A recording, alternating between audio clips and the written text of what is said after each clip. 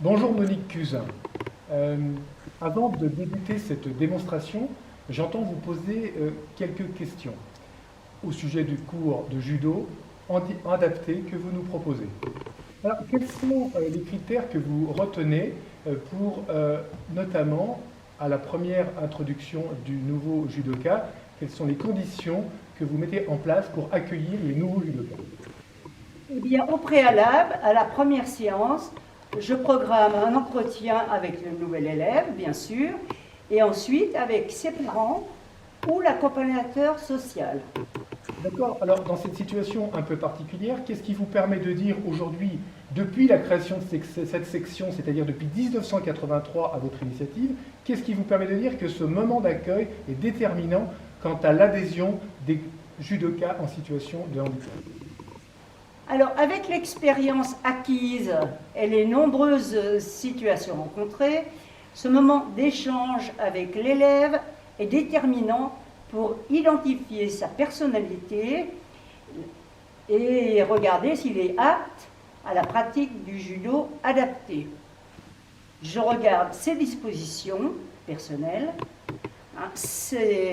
le partage et l'entraide qui se passe au bord du tapis avec les autres élèves. Monique Cusin, vous nous avez expliqué que pour la particularité de ce cours de judo adapté, vous aviez mis en place un système de parrainage grâce auquel vous identifiez parrain et marraine qui vont accompagner au fil des cours chacun des judokas. Alors, sur quels critères choisissez-vous ces parrains et marraines?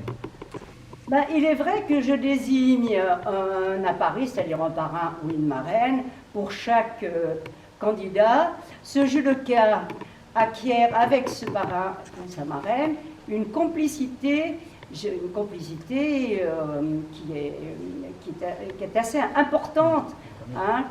Et comme ça, le parrain, il connaît les fragilités psychologiques et physiques de son filleul et il travaille à l'adaptation de ses particularités. Puis ensuite, cet élève-là va rejoindre les autres élèves sur le tapis, où il vient faire quelques cours d'essai, et avec son parrain bien sûr. Et comme ça, il commence à se familiariser avec le tatami, avec le dojo, avec les nouveaux avec les enseignants bien sûr, et avec ses nouveaux élèves. Et ensuite, les apprentissages du judo commencent. Monique Cusin, vous avez conceptualisé un cours de judo adapté, et après 25 années de pratique, de réflexion qui ont occupé votre vie et votre engagement personnel pour le judo, quel est le message que vous voulez transmettre aux judokas d'une manière générale, aux parents d'enfants en situation de handicap et plus généralement au public auquel s'adresse bien évidemment ce cours? Alors, l'objectif de l'enseignant est de permettre aux judokas de s'extérioriser, de donner le meilleur de lui-même, de s'épanouir pendant le cours, et en fonction de sa réceptivité et de son degré de handicap, l'entraînement ou le passage de grade, bien sûr, sera plus ou moins long.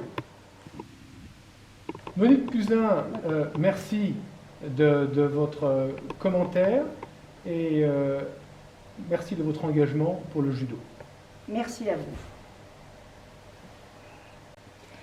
En conclusion, ce que je souhaite avant tout, c'est que chaque judoka ait du plaisir à pratiquer, qu'il s'épanouisse et qu'il passe un agréable moment au dojo, en apprenant bien sûr à se détendre et à se défendre. Et il m'est apparu au fil du temps, comme une évidence, que c'était à moi qu'il revenait de m'adapter à vous. Je vous remercie. Prêt? Prêt? Merci beaucoup.